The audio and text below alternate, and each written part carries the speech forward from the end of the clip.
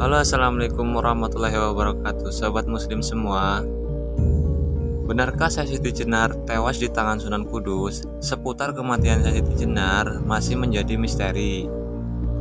Berbagai sumber memberikan penjelasan yang berbeda-beda, seperti asal-usulnya yang hingga kini masih menjadi misteri. Riwayat kematian Syekh Siti Jenar juga sangat menjadi misteri, masih simpang siur soal kebenarannya.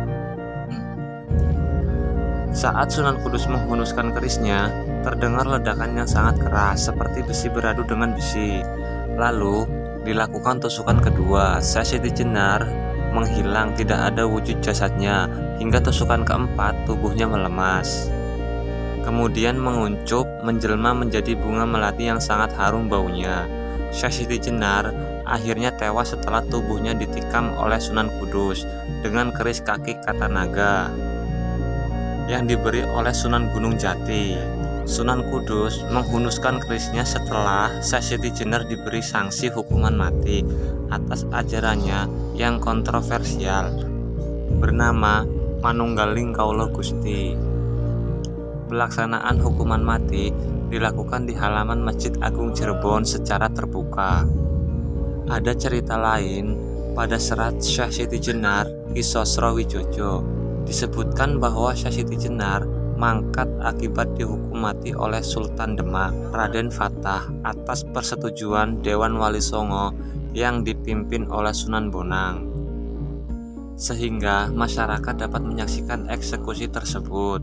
Yang bertindak sebagai algojo atau pelaksana hukuman pancung itu adalah Sunan Kalijaga. Eksekusi berlangsung di alun-alun Kesultanan Demak.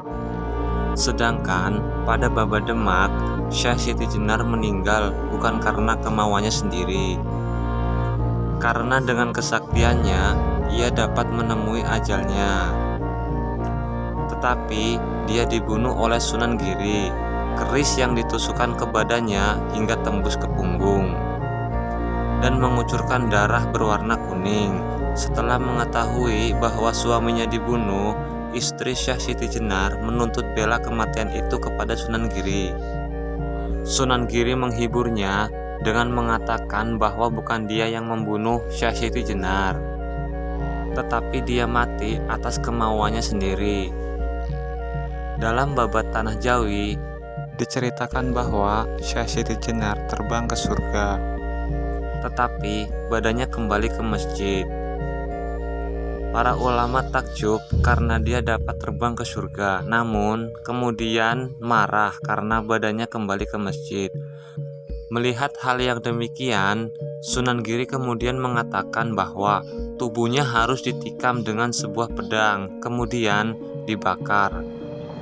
Lalu mayat Syekh Siti Jenar dimandikan oleh Sunan Kalijaga, Sunan Bonang, Sunan Kudus, dan Sunan Giri. Jasadnya kemudian dimakamkan di Geraksan, yang kemudian disebut sebagai Pasarean Kemlaten. Lalu di manakah dan bagaimanakah kisah yang sebenarnya? Wallahu alam, hanya Yang Maha Kuasa yang tahu. Wassalamualaikum warahmatullahi wabarakatuh.